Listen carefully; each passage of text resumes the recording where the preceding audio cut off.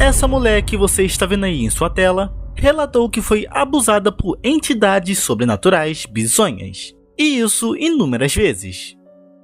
Olá, eu sou o Mad, e esse é o caso do poltergeist de Doris Better. Um caso meio crazy que eu garanto que ao menos um fio do seu cabelo vai ficar arrepiado. Bom, ao menos que você seja careca. E esse caso ficou tão famoso e tão bem documentado por 2 pesquisadores paranormais e sua equipe, que ganhou um filme e vários livros. Ah, mas Mad, esse caso pode ser somente uma farsa. Bom, eu não sei, mas existem umas fotos dessas manifestações e um suposto áudio que contém a respiração e os passos de um poltergeist que ninguém consegue explicar. E como a história de hoje tá de arrepiar os pelos de vossos buracos, não é pedir demais que deixem um like e se inscrevam no canal.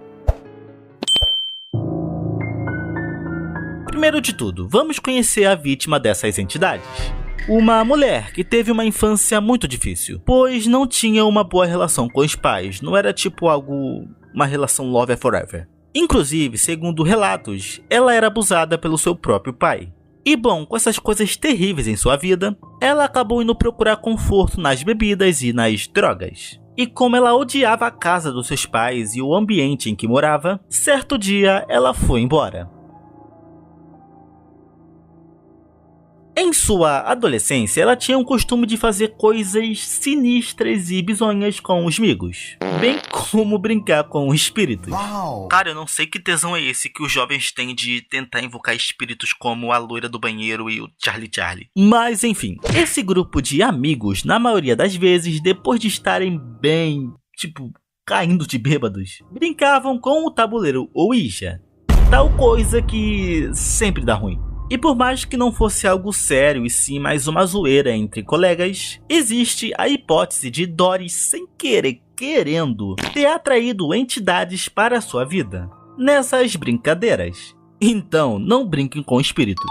Já adulta, ela teve 4 filhos, cada um de um pai diferente, que simplesmente disseram que ia, comprar cigarro na esquina e nunca mais voltaram. Tipo, ela conhecia um homem, tinha um filho com ele e o homem metia o pé. Depois ela conhecia outra pessoa, afogava o ganso, ela engravidava e o homem ia embora. Ou ela simplesmente terminava com o cara.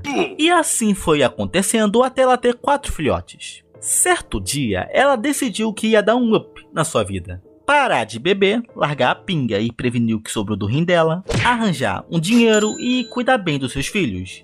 Além de, obviamente, melhorar a vida dela. Ela acabou indo morar em uma casa bizonha, barata para a família, e na Califórnia. Porém, bem quando parecia que as coisas iam melhorar na vida dela e tal, manifestações paranormais começam a acontecer. É aquilo, quando o pobre começa a se dar bem, algo tem que acontecer. Essas manifestações bizonhas eram frequentemente vistas por toda a casa. Coisas como sombras que eram vistas por todos da casa, objetos voavam e vozes e passos eram ouvidos. E a Doris, como já dito, era abusada. E bom, quase que como um milagre divino, enquanto estava em uma livraria, ela conhece 2 pesquisadores paranormais em 1974. Eu não sei se foi Deus que fez acontecer ou ela teve uma sorte do cão.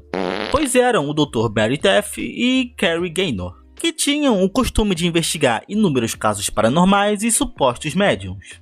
A Doris, sem pensar nem 2 vezes, e já bem exausta das coisas bem satanesas que ocorriam em sua casa, acho que essa palavra nem existe, convidou os 2 para visitarem o barraco dela. E bom, quando chegaram lá, antes de começar a gritar "tá amarrado em nome de Jesus, show demônio", eles precisavam saber se essa história bizonha era real. Eles precisavam ver essas manifestações, pois Doris podia muito bem estar mentindo. Bom, nada rolou. E acharam até que a Doris era meio dodói da cabeça, inclusive recomendando um psicólogo para ela. E simplesmente desejaram uma boa sorte, deram um beijo no ombro e foram embora. Com o tempo, vizinhos começaram a falar para Doris que viam seres na casa dela. E além das crianças, amigos e familiares presenciaram acontecimentos sobrenaturais. Então ela ligou para os pesquisadores e disse mais ou menos isso. Seus cão, eu falei que a casa era amaldiçoada. Eu não estou maluca e tratem de voltar para me ajudar.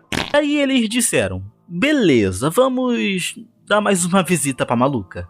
E quando chegaram na casa, eles meio que sentiram um cheiro podre na casa. Algo semelhante a carne podre. Era como se Satanás estivesse peidado lá dentro. Enfim, para além do cheiro bizonho, os pesquisadores sentiam um calor enorme na casa. Porém, no quarto da Doris, onde as manifestações eram intensas, estava muito frio.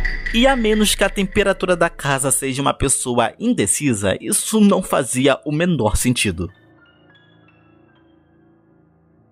Bom, os pesquisadores foram conversar com a Doris na cozinha. E papo vai, papo vem, e do nada, a porta de um dos armários da cozinha se abre sozinha. E uma frigideira flutua e é arremessada no chão. Eu não sei vocês, mas eu já estaria totalmente cagado. E bom, eu creio que nossos amigos pesquisadores, depois dessa cena bizonha, não só se cagaram, mas passaram a acreditar na Doris. Eles, inclusive, procuraram fios ou algo assim no armário para explicar o que aconteceu, mas não encontraram nada. Então, convencidos da existência desse poltergeist, chamaram a sua equipe para investigar esses eventos muito loucos, que encheram a casa de microfones, câmeras e equipamentos. Porém, depois que colocaram esses bagulhos, todas as manifestações pararam e por algum motivo bizonho as coisas só aconteciam quando a Doris estava sozinha. Suspeito não. Aconteceu que eles bolaram uma ideia. Eles passaram a se fechar em quartos totalmente escuros e começaram literalmente a xingar os espíritos, para irritá-los e fazer eles se manifestarem. Então, era um tal de vai tomar lá, vai tomar cá, seu filho da santa, seu filho de uma moça. E olha, curiosamente, isso deu certo.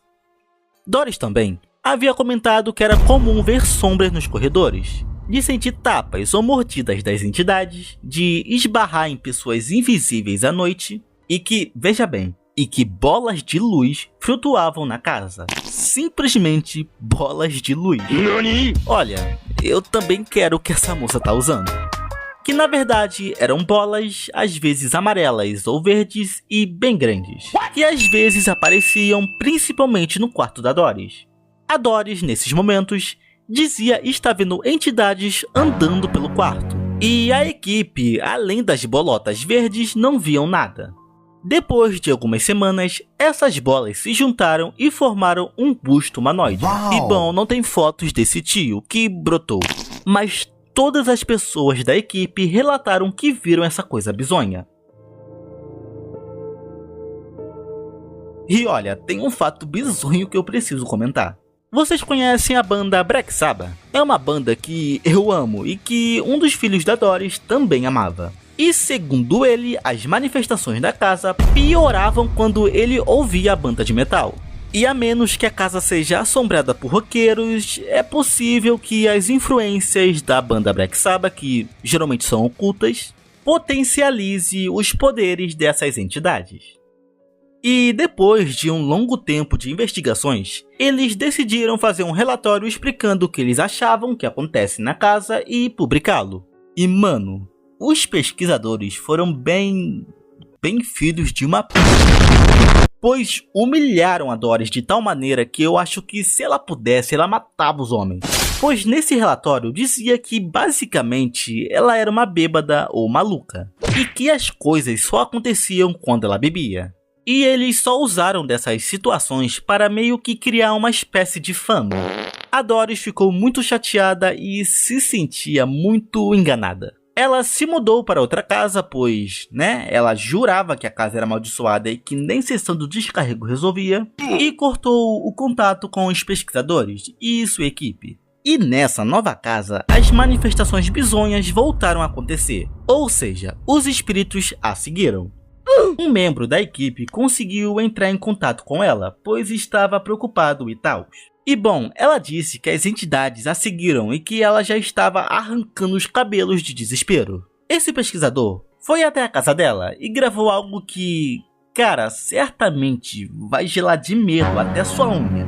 Pois esse áudio, supostamente, seria os passos e a respiração de uma entidade.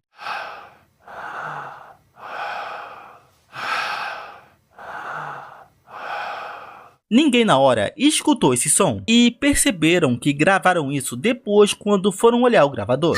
A Doris novamente se mudou e sumiu do mapa.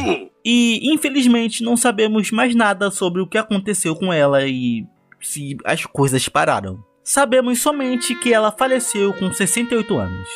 Um dos filhos dela, recentemente, em uma entrevista, revelou que quando se mudaram para aquela casa na Califórnia, uma senhora apareceu na porta deles dizendo que a casa continha um mau bizonho e que eles não poderiam ficar lá e ir embora. Segundo essa senhora, ela teria vivido lá na infância e que também via inúmeras entidades na casa. Eu, particularmente, com o meu cagaço, já meti o pé. Mas Doris e sua família não deram muita bola e ficaram lá e deu no que deu. Esse caso ficou bem famoso na época, já que os pesquisadores meio que se aproveitaram dessa situação o tempo todo, pois eles aumentaram bastante a história e humilharam a Doris. Meio que para vender livros, matérias e até mesmo um filme chamado Enigma do Mal em 1982. Totalmente inspirada nesse caso, e sem dar um centavo para Doris. E assim, por mais que possa ser uma história mentirosa da Doris, essa história gera muita polêmica. Pelo modo que ela foi tratada e humilhada e não recebeu nenhum centavo por sua história. Bom, esse foi o caso do vídeo de hoje. Mano, o clima até ficou pesado aqui. Mas nada que um banhozinho de sal grosso não resolva. O vídeo está acabando, mas eu gostaria muito de saber da sua opinião sobre esse caso. Bom, até a próxima.